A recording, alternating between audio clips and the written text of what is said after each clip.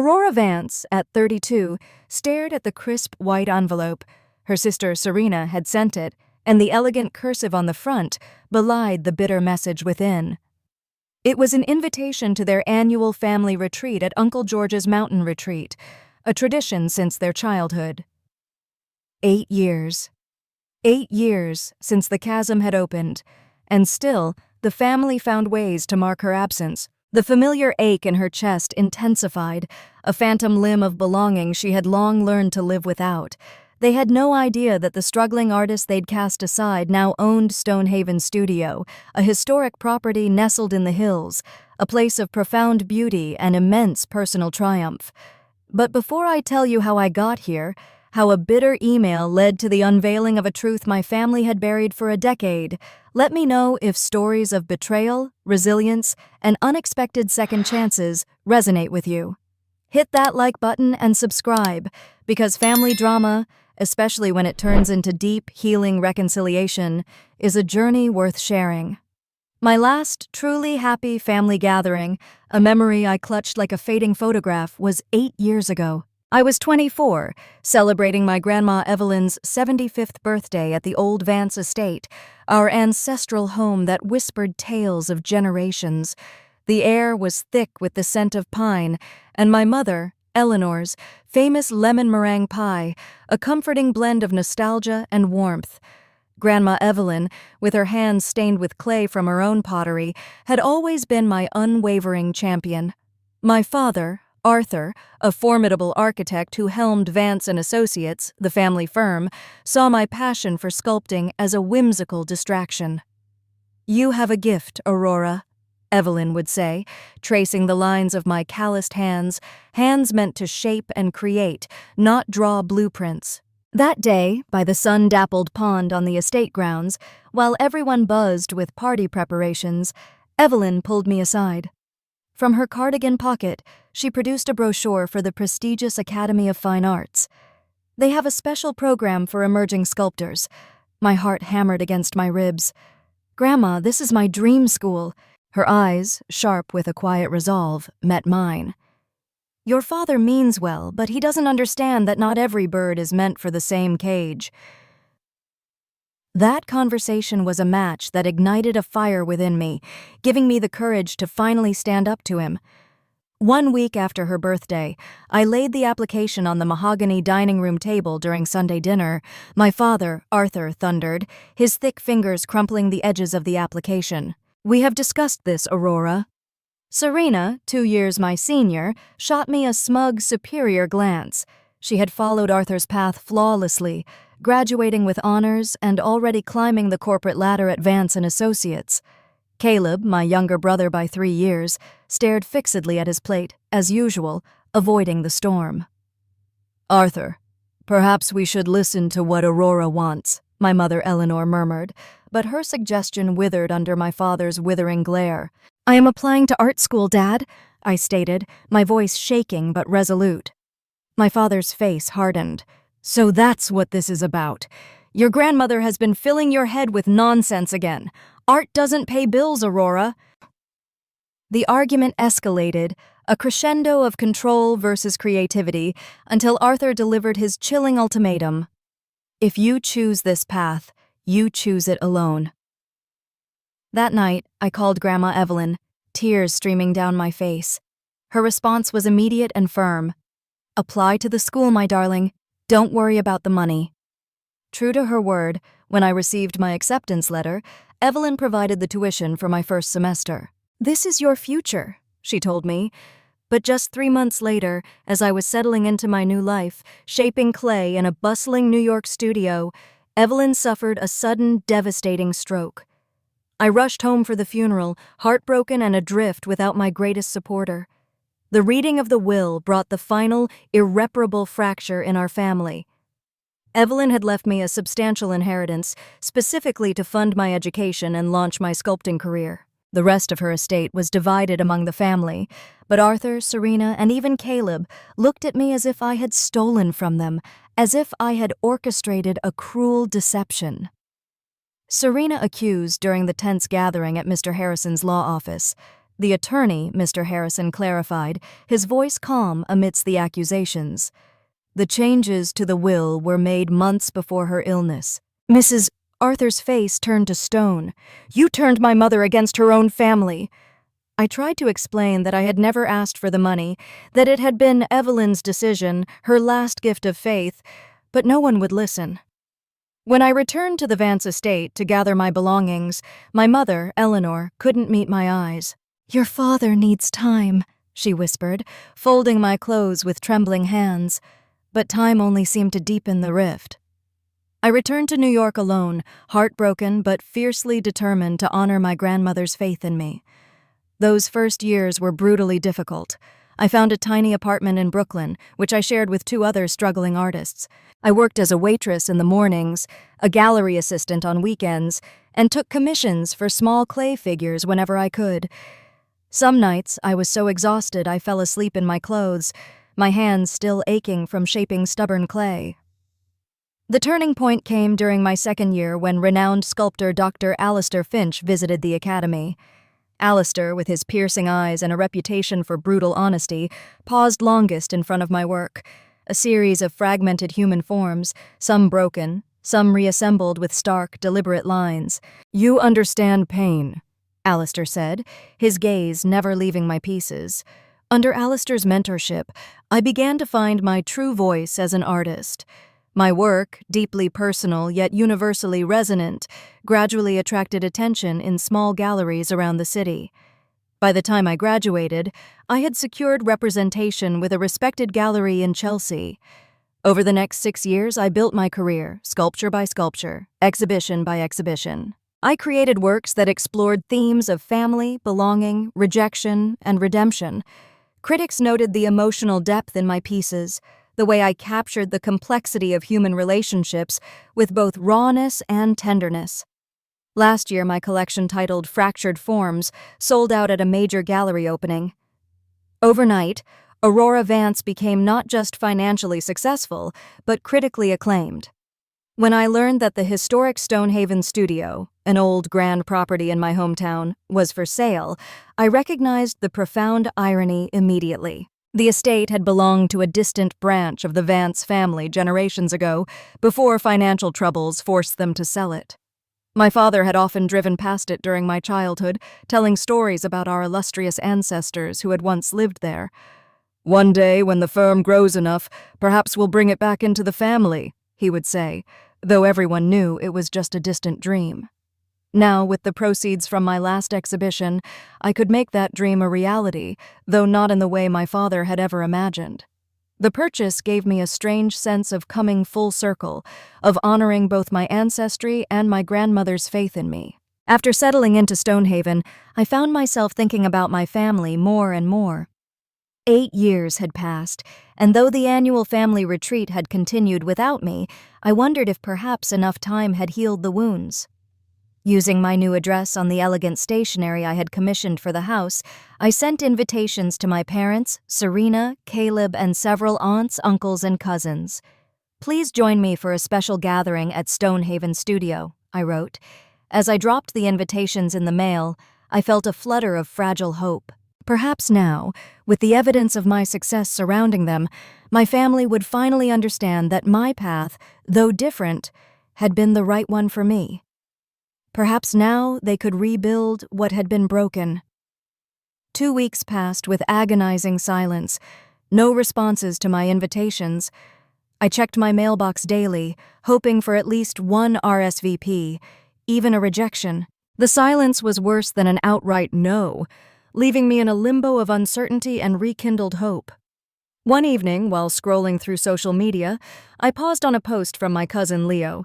The image showed a large group gathered on the deck of a mountain cabin, drinks raised in a toast. I recognized the location immediately as Uncle George's Mountain Retreat, the alternate venue for family gatherings when the Vance estate became too small. The caption read, "An annual Vance family retreat. So blessed to have everyone together again." The last word, everyone, stung like 1,000 tiny needles. As I zoomed in on the photo, I identified my parents, Serena with her husband David, Caleb looking taller than I remembered, aunts, uncles, cousins, and even friends of the family I had grown up knowing. Everyone, except me. I was still staring at the image when my phone pinged with an email notification from Serena. My hands trembled slightly as I opened it. "Aurora," it began, chillingly formal. "I saw that you sent invitations for a reunion at your new house. I should explain that we already had plans for our annual gathering at Uncle George's place. To be honest, we thought it would be uncomfortable for everyone if you were included, given the history. Also, buying Stonehaven Studio seems obviously like you're trying to show off your success or make some kind of point. We would appreciate it if you would respect our family traditions and privacy going forward." The email brought back the memory of my last day in the family home with painful clarity. My father, standing in the grand foyer, his face rigid with cold anger as I carried my suitcases down the stairs. "As far as I'm concerned, you are dead to me," he had said, his voice eerily calm. "You chose money over family loyalty." My mother had stood behind him, tears streaming down her face, but she said nothing, offered no defense, as if I had committed some unforgivable crime. Caleb had been the worst, though. He had watched from the top of the stairs, his face a mask of confusion and hurt, but he had remained silent, neither condemning nor supporting me. Now, reading Serena's email, I felt physically ill. The room seemed to spin slightly, and I had to put down my phone and bend forward, taking deep, shuddering breaths to combat the wave of nausea. After 8 years, nothing had changed. They still saw me as the villain in their family story. The doorbell rang, startling me from my spiral of painful memories. Chloe Davies, my best friend since art school, stood on the porch with a bottle of wine and a sympathetic smile. "I was in the neighborhood for a client meeting and thought I'd surprise you," Chloe said, then frowned as she took in my pale face. "What's wrong?" The tears I had been holding back broke free as I showed Chloe the email and the social media post. Chloe guided me to the living room sofa, opened the wine, and poured generous glasses for both of us. "They're still punishing you," Chloe said after reading Serena's message. "Maybe buying this house was a mistake," I admitted, looking around at the high ceilings and original moldings I had fallen in love with. "Was I trying to prove something?" "You bought this house because you loved it and because you could," Chloe said firmly. I led Chloe through Stonehaven, showing her the rooms I had carefully prepared for family members who never intended to come. The guest room with the deep green wallpaper that would have been perfect for my parents. The smaller room with excellent natural light where Serena's teenage daughter could have stayed. The den I had imagined Caleb enjoying, with its wall of bookshelves and comfortable leather chairs.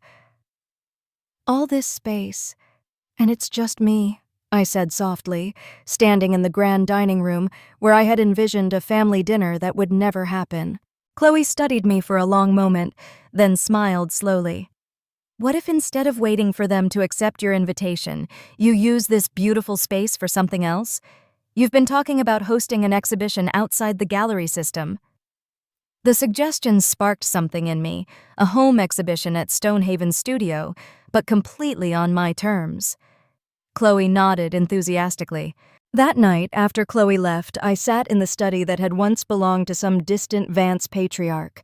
I reread Serena's email, noting the dismissive tone, the assumption that I was showing off, the complete lack of interest in reconnecting. For a moment, I considered writing a response filled with all the hurt and anger of the past decade, but something stopped me. There was more to this story than I knew. The bitterness in Serena's words, the collective decision to exclude me, the continued resentment over the inheritance, all suggested that the narrative my family believed was significantly different from reality. If I wanted to truly understand what had happened, and possibly find some resolution, I needed more information.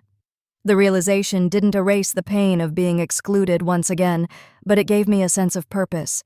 If my family wouldn't come to me willingly, perhaps I needed to change my approach. Not by giving up, but by finding a way to confront the past directly, with evidence rather than just emotion. The attic of Stonehaven Studio was filled with the original owner's antique furniture and trunks, which I had been gradually sorting through since moving in. Now, with renewed purpose, I climbed the narrow stairs to retrieve the box of my grandmother Evelyn's keepsakes I had stored there. Evelyn's possessions had been divided according to her will, but many personal items had been deemed of no value by the family and were set to be donated. I had rescued these treasures, unable to bear the thought of my grandmother's memories being dispersed among strangers. Among the items was a small wooden box with Evelyn's monogram inlaid in mother of pearl. I had tried to open it when I first received it, but the tiny lock had held fast, and I hadn't wanted to damage the beautiful craftsmanship. Now I examined it more closely, noticing a small key taped to the bottom that I had somehow missed before. With trembling fingers, I inserted the key and turned it. The lock clicked open, revealing a collection of letters, legal documents, and a small leather journal. I carried everything downstairs to the study and began to read. The journal entries dated back several years, documenting Evelyn's thoughts about the family business, Vance and Associates, and her growing concerns about Arthur's management style. I was shocked to read my grandmother's assessment of my father's financial decisions. Arthur continues to expand too quickly, one entry read. I've advised caution, but he dismisses my concerns as old-fashioned thinking. Another entry, dated just before I had announced my intention to attend art school, was even more revealing.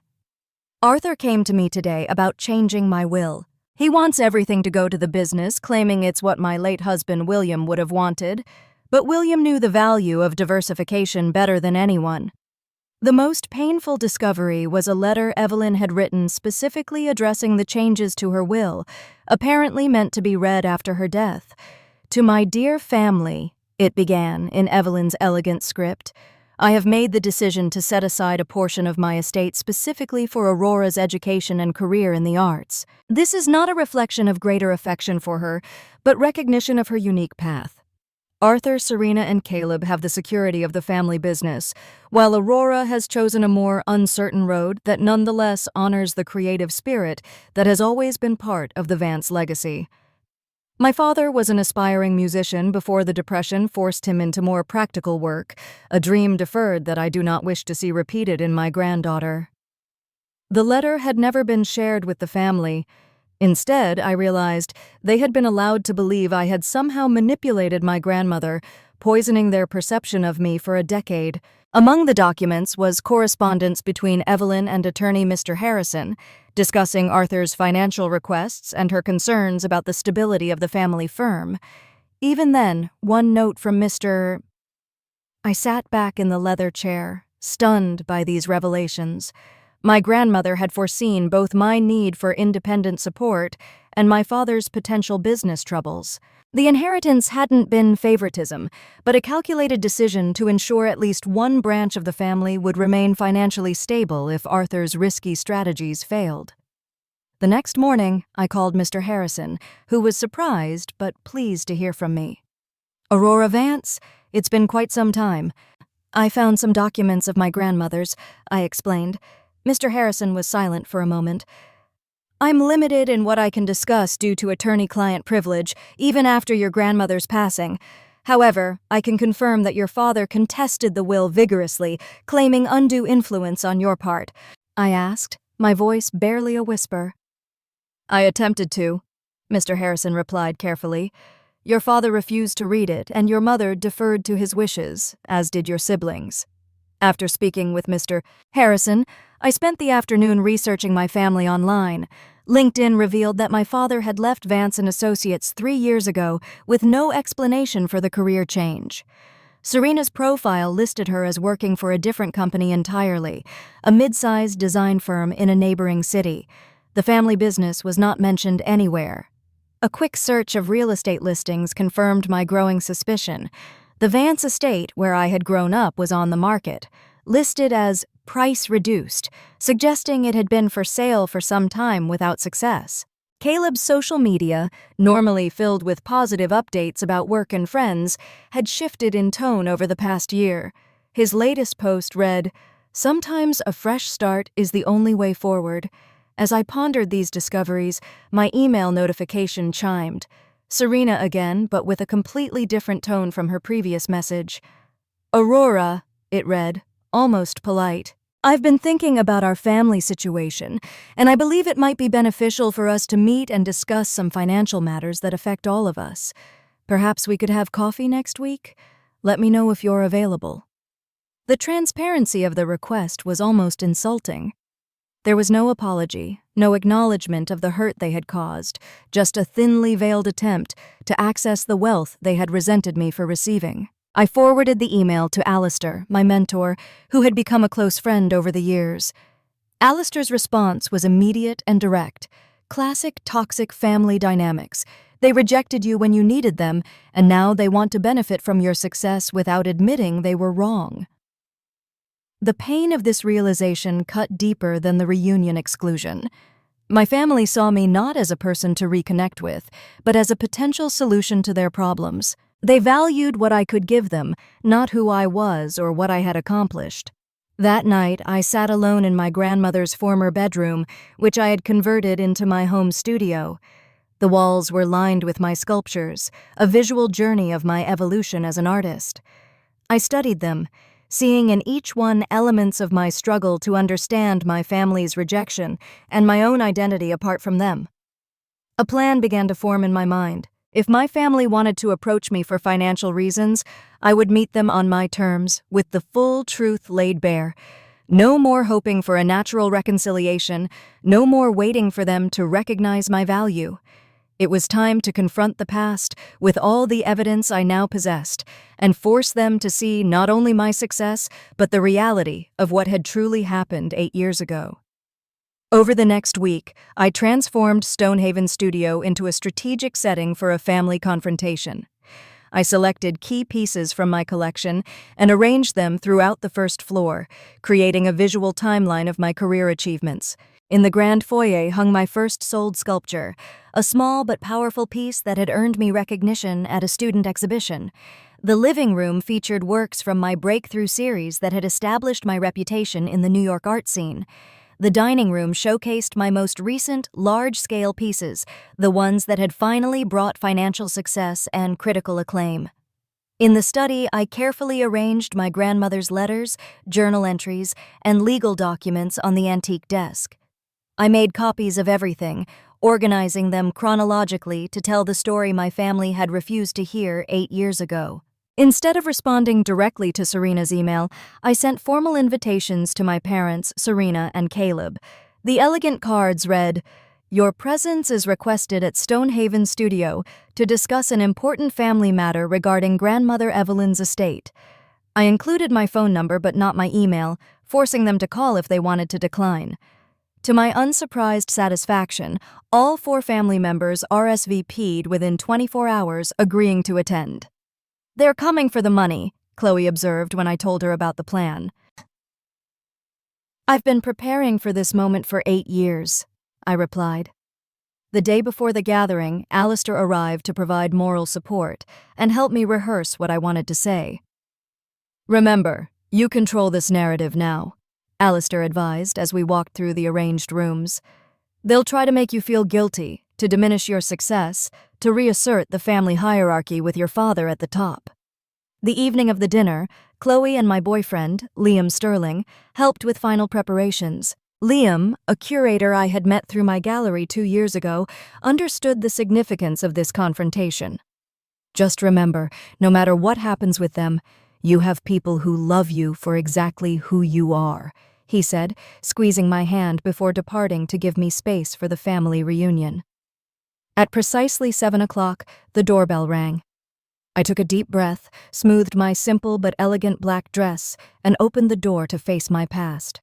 Arthur and Aurora Vance stood on the porch, both looking noticeably older than I remembered. My father's confident posture remained, but his hair had grayed completely, and deep lines bracketed his mouth.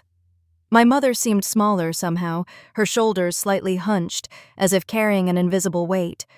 "Aurora," my father said stiffly, offering no embrace. "Please come in," I replied, stepping aside. "Serena and Caleb haven't arrived yet." My mother moved forward hesitantly, looking around the grand entrance hall with wide eyes.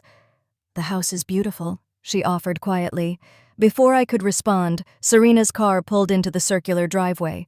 She emerged with her husband, David, whom I had only met once briefly before the estrangement.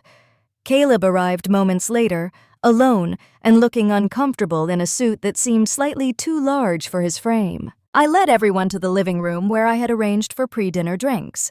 The conversation was stilted and superficial, focusing mainly on Stonehaven itself. Serena asked, her tone suggesting the question had been burning inside her since she received the invitation. "Always the lucky one," Serena muttered, just loud enough to be heard. I guided them to the dining room where I had prepared an elegant meal with the help of a local caterer. The tension around the table was palpable as they took their seats.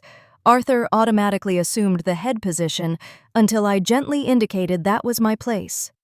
As we ate, I asked polite questions about their lives, noting how they avoided any mention of the family business or their current financial situations. Caleb admitted he had recently moved to a smaller apartment to save for the future. When the dessert plates were cleared, I stood and addressed my family directly for the first time. "I imagine you're wondering why I invited you here tonight," I began. "Serena's email suggested you wanted to discuss financial matters." "That's ancient history," my father interrupted, his voice laced with annoyance. "Actually, there is," I said firmly, my gaze sweeping across each of them. I led them to the study where my grandmother's documents were displayed. One by one, I handed them copies of Evelyn's journal entries, the correspondence with Mr. Harrison, and finally the letter explaining her decision regarding the inheritance. Grandmother changed her will not because I manipulated her, but because she was concerned about the risks Dad was taking with the family business, I explained, my voice steady despite the emotion churning inside me. Arthur's face flushed with anger. "This is absurd! My mother would never have questioned my business decisions." Yet she predicted exactly what would happen, I countered, handing him the letter from Mr. Harrison, warning about the 5 to 7 year timeline for potential business failure. The color drained from Arthur's face as he stared at the letter. Eleanor began to cry quietly, while Serena and Caleb exchanged shocked glances. "You lost the business," I continued, my voice steady, though my heart pounded. "You had to sell the Vance estate. You're all working for other companies now." Arthur began, but his voice lacked its usual authority, fracturing under the weight of truth. "I have every right," I cut in, my voice rising slightly. "You accused me of manipulating her. You told me I was dead to you." Serena stood up, her hands shaking slightly.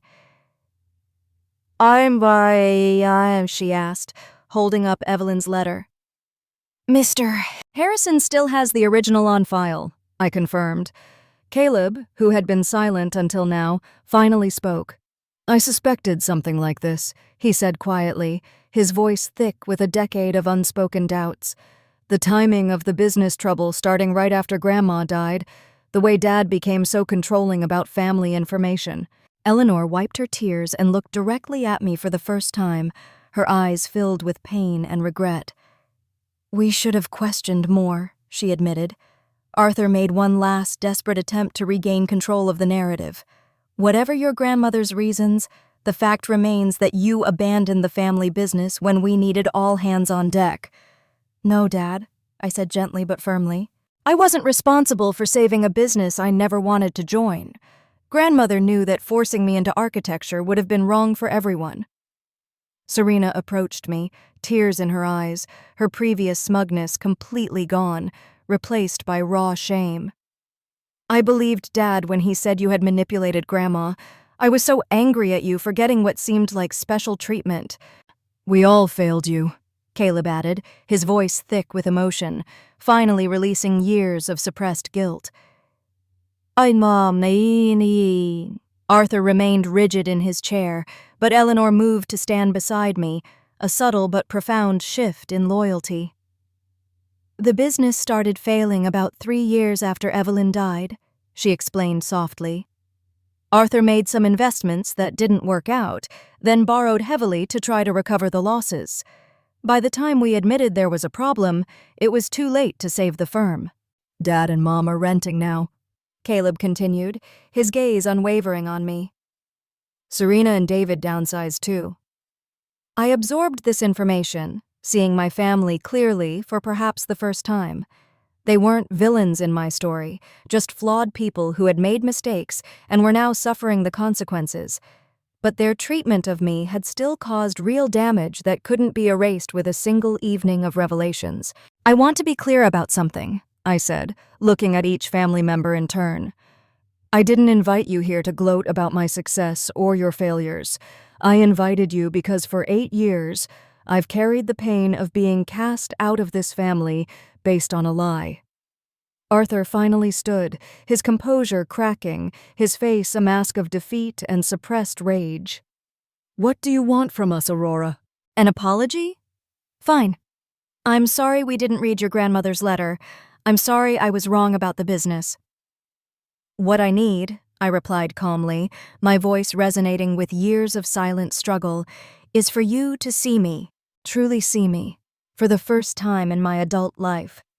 The silence that followed was profound, broken only when Serena stepped forward and embraced me for the first time in a decade, a raw, desperate hug that spoke volumes. "I see you," she whispered, tears soaking my shoulder. With the initial volcanic confrontation behind them, I guided my family into a new phase of the evening. The heavy atmosphere gradually lifted as I invited them to tour Stonehaven and view my artwork properly. "This collection represents my journey over the past decade," I explained, leading them through the gallery I had created.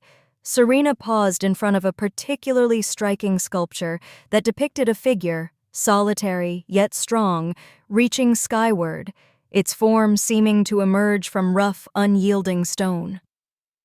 "This one is incredible," she said softly, her voice filled with genuine awe. "That was for my third solo exhibition," I explained. Caleb asked, genuinely curious, his earlier discomfort replaced by intrigued admiration. "My newest pieces start at 6 figures," I replied, without a hint of boasting. I noticed my father lingering in front of a sculpture I had created during my darkest period, shortly after the estrangement. It showed a fractured family tree, with one branch snapped cleanly off. "You were always talented," Arthur admitted reluctantly, his voice surprisingly soft. "Few people do succeed in fine arts," I acknowledged. As they continued the tour, Eleanor grew more animated, asking questions about my techniques and inspirations. "I never really looked at your early sketches," she confessed, her voice filled with regret. When they reached my studio with its spectacular views of Stonehaven's gardens, Caleb whistled in appreciation. "This is the life Grandma Evelyn envisioned for you, isn't it?" We returned to the living room, where the conversation inevitably turned to their current financial situations. Serena was the first to broach the subject directly. "We didn't just come here to reconcile, though I'm deeply grateful that's happening," she admitted, her shoulders slumping slightly. "The truth is, we're all struggling financially since the business failed." I appreciated my sister's honesty. Arthur shifted uncomfortably. "We're not here for a handout," he insisted, though his expression suggested otherwise. "Good, because that's not what I'm offering," I replied calmly. I outlined my plan, which I had developed after discovering their financial troubles. "I've been considering opening a gallery space here in town, focusing on emerging artists from the region. Stonehaven has a carriage house that would be perfect for conversion." Serena leaned forward, interest sparking in her eyes. "I'm offering a partnership," I clarified. "Dad, your accounting background would be valuable for the financial aspects. Serena, your organizational skills could handle the operational side," Arthur asked, clearly calculating in his head. "Your time and expertise," I answered. "I'll provide the capital for renovation and startup costs." "But I need to be clear about something, Dad. If we work together, we're equals.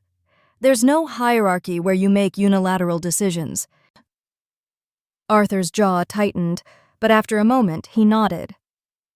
"There's one more condition," I added. "I need a public acknowledgement from all of you that the story about me manipulating grandmother was false." Eleanor reached for her husband's hand. "We can do that, Arthur." As they discussed the details of the potential partnership, the doorbell rang. I excused myself to answer it, returning with Liam, who had arrived as planned. "I'd like you all to meet someone important to me," I said. "This is Liam Sterling, my partner in both life and often in art. Liam's warm smile and genuine interest in my family helped ease the remaining tension. He asked thoughtful questions about their lives and shared stories about how he and I had met, carefully avoiding any mentions of my success that might make them uncomfortable. As the evening drew to a close, Serena asked if she could speak with me privately in the study. With the door closed, my sister finally broke down completely. "I've been so jealous of you for so long, Aurora," Serena confessed through tears. "First because Grandma seemed to favor you, then because you got the inheritance, and finally because you built this amazing career while our family business crumbled. But seeing you tonight, hearing the truth—" "We all made mistakes," I said, surprised by my own capacity for forgiveness. "You believed what Dad told you, which is understandable." "I want that too," Serena replied, wiping her eyes. "And I want you to meet my daughter, Lily. She's 15 now and showing real interest in art." Caleb caught me alone next, his approach more awkward but equally sincere. "I should have stood up for you," he said simply. "I was the peacekeeper in the family, always trying to smooth things over instead of demanding truth. By the time my family departed, the power dynamic had shifted completely. I stood on the front steps of Stonehaven's studio, watching their cars disappear down the driveway. No longer the rejected daughter, but a successful woman offering her family a path forward on her terms. Liam joined me, wrapping an arm around my shoulders. "Vindicated," I replied thoughtfully, but also strangely peaceful. For years, I imagined this confrontation would be all rage and accusations. "They saw you tonight," Liam observed. I nodded, turning back toward the house that symbolized both my success and my heritage. Yes, they did. 1 week after the confrontation that had reunited the Vance family, I met Serena for coffee at a small cafe downtown. Without the pressure of the entire family present, my sister seemed more relaxed, though still carrying an air of apology in her every gesture. "I want to explain what happened after you left," Serena began, stirring her latte absently. Over the next hour, Serena revealed the family's downward spiral following Evelyn's death. Arthur had indeed made increasingly risky investments, convinced that aggressive expansion was the only way to grow Vance and Associates in a changing market. When those investments failed, he had borrowed against the Vance estate to cover the losses. Dad became obsessed with salvaging his reputation, Serena explained. The more desperate things got, the more controlling he became. None of us were allowed to discuss the business troubles outside the family. Eleanor had developed severe anxiety and depression as their financial situation deteriorated, often medicating herself to get through social events where they still pretended everything was fine. Caleb had finally left the firm 3 years ago after a major argument with my father about transparency with clients. "The worst part was how Dad maintained this fiction about you," Serena continued, her voice low. "He told everyone, including our extended family, that you had manipulated Grandma Evelyn while she was vulnerable. It became this unquestionable family truth," I asked, trying to keep accusation from my voice. Serena looked down. "Sometimes, especially when I saw your career progressing in the art magazines I'd secretly buy, you seemed so focused, so driven. It didn't match the manipulative person Dad described." Learning how thoroughly my father had controlled the family narrative helped me understand the dynamics that had kept me isolated for so long. It didn't erase the pain, but it contextualized it, making it more comprehensible. I asked. "They were told the same story," Serena admitted, though I think Aunt Louise always had her doubts. By the time we parted, I had agreed to regular coffee meetings with Serena and to meet her niece, Lily, who apparently had inherited the artistic talent that had skipped Serena's generation. 2 days later, Caleb invited me to lunch. Unlike Serena, who had married and started a family during our estrangement, Caleb had remained single, focusing on rebuilding his career after leaving the family firm. "I should have reached out years ago," he said, as we sat in a restaurant near his apartment. "Fear isn't the same as cowardice," I pointed out. Caleb nodded gratefully at my understanding. "Still, I've had to do a lot of reflection on why I stood by while you were cast out." He explained that my father had become increasingly rigid as the business declined, demanding absolute loyalty from everyone in the family. It was like living under a dictator. As we continued meeting with various family members over the following weeks, I established clear boundaries, particularly with my parents. I agreed to Sunday dinners twice a month, but refused to discuss business matters in that setting. I invited my mother to tour local art galleries with me, but made it clear that my father needed to demonstrate consistent respect before their relationship could truly heal. Arthur struggled the most with the new dynamic. Decades of being the unquestioned head of the family had ingrained patterns that were difficult to break. During one tense dinner, he reverted to his authoritative tone when discussing the gallery project. "The space needs to be configured efficiently," he declared. "I appreciate your input," I replied calmly, "but as I mentioned, these decisions will be made collaboratively." Arthur's face reddened, but to his credit, he took a deep breath and nodded. "Of course." These small moments of adjustment accumulated gradually, reshaping our interactions into something more balanced and healthy. I found myself reflecting often on how the 8-year absence had changed not just my family, but myself as well. One evening, while Liam was away at an exhibition opening, I walked through Stonehaven alone, considering how differently my life might have unfolded without the estrangement. Would I have pushed myself so hard to succeed if I hadn't been determined to prove my father wrong? Would my art have developed the emotional depth that critics now praised if I hadn't experienced such profound rejection? The pain had shaped me. There was no denying that. It had forced me to discover my own strength, to build connections outside my family, to define success on my own terms. While I would never be grateful for the hurt, I could acknowledge that it had contributed to the woman I had become. I called Alistair that night to share these reflections. I asked my mentor. "There's a difference between forgiveness and foolishness," Alistair replied. "You're maintaining your boundaries while allowing for the possibility of healing. That's wisdom, not weakness. Just remember that reconciliation is a process, not an event." Liam returned the following day, bringing with him a fresh perspective. As someone who had grown up in a relatively healthy family environment, he observed, "What strikes me about your family is how isolation magnified their problems. Your father created this closed system where his version of reality couldn't be challenged. I considered this insight as I planned the next phase of my relationship with my family. If they were going to build something new together, it needed to be based on transparency and open communication, the very qualities that had been missing before. I decided to dedicate a wing of Stonehaven to community art education, creating a space where local children and adults could take classes and participate in workshops. This public-facing project would prevent the family from slipping back into secretive patterns and would honor Evelyn's belief in making art accessible to everyone. When I proposed this addition to the gallery plan, even Arthur expressed genuine enthusiasm. "Your grandmother would have loved this," he admitted. As spring arrived, bringing new life to Stonehaven's gardens, I found myself increasingly able to release the anger I had carried for so long.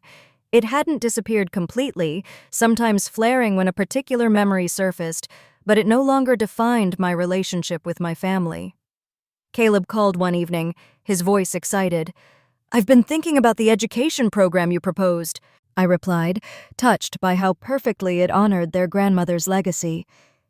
The conversation left me feeling lighter, as if another piece of the past had been transformed into something healing rather than harmful. I wasn't naive enough to believe that all their problems were solved, or that my father had completely changed his controlling nature, but I could see a path forward that included my family without sacrificing my autonomy or self-respect. That night, I wrote a letter to my younger self, the frightened, hurt young woman who had left home with only her grandmother's inheritance and her own determination.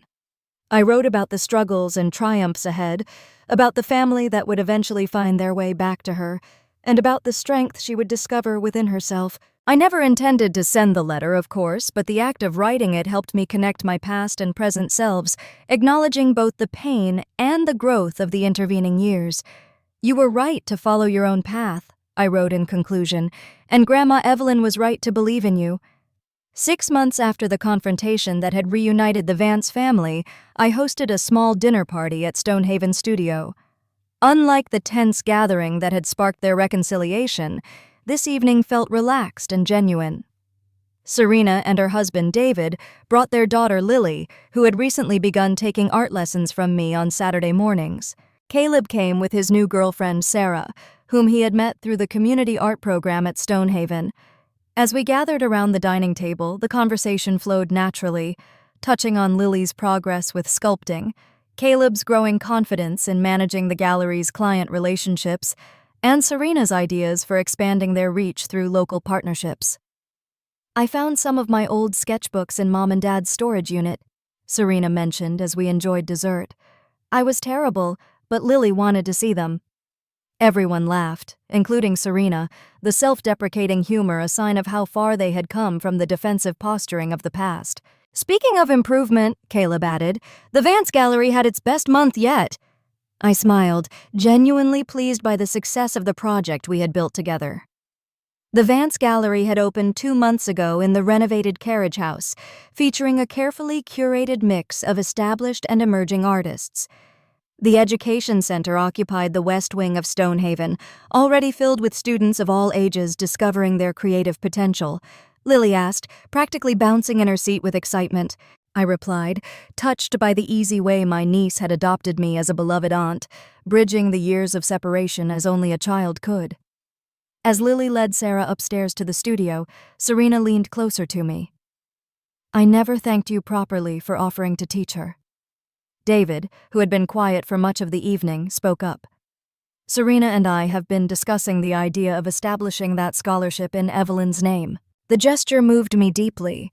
My family wasn't just accepting my path now, they were actively supporting similar opportunities for others. It represented a fundamental shift in values that I hadn't dared hope for, I replied. "Caleb and I have been working on the framework for the scholarship program." Caleb nodded enthusiastically. "Sarah's been incredible with the administrative side." Later, as they gathered in the living room for coffee, I reflected on how naturally they had found new ways to relate to each other as adults, building relationships based on mutual respect rather than obligation or hierarchy. My parents had chosen not to attend this particular dinner, which was its own kind of progress, a recognition that the siblings needed space to develop their connections independently. Arthur and Eleanor were slowly finding their places in this new family configuration. Arthur had surprised everyone by excelling in the business side of the gallery, his financial acumen proving valuable once separated from his controlling tendencies. Eleanor had discovered a passion for the educational programs, often assisting with the children's classes and finding her voice in the process. The road hadn't been perfectly smooth. There had been difficult conversations, moments of backsliding into old patterns, painful memories that needed to be acknowledged rather than buried. But with each honest exchange, each boundary respected, each shared success, the wounds of the past continued to heal. After my guests departed, I stood in Stonehaven's front hall, looking up at the portrait of Evelyn I had commissioned and hung in place of honor. The artist had captured my grandmother's wisdom and gentle determination perfectly, qualities I had come to recognize in myself as well. "You were right all along," I whispered to the portrait. In my grandmother's foresight, I had found not just financial security, but also the strength to forge my own path. Evelyn had given me the means to succeed, but I had done the difficult work myself, building a career and a life I could be proud of. Now, in a twist I could never have predicted, I was using that success to help heal my family and create opportunities for others. Stonehaven Studio had become not a symbol of revenge or superiority, as my family had initially feared, but a place of creation, education, and reconciliation. As I prepared for bed, I thought about how different my life was now compared to a year ago, when I had discovered my exclusion from the family reunion. The pain of that rejection had led to a confrontation that ultimately broke through decades of dysfunction, allowing something healthier to grow in its place. Family, I had learned, could be rebuilt, reformed, and redefined. It required honesty, boundaries, and the courage to face difficult truths. But the reward was relationships based on choice rather than obligation, on mutual respect rather than control. In the morning, I would meet with Arthur to discuss the gallery's financial projections, then join Eleanor and Serena for lunch to plan Lily's birthday celebration.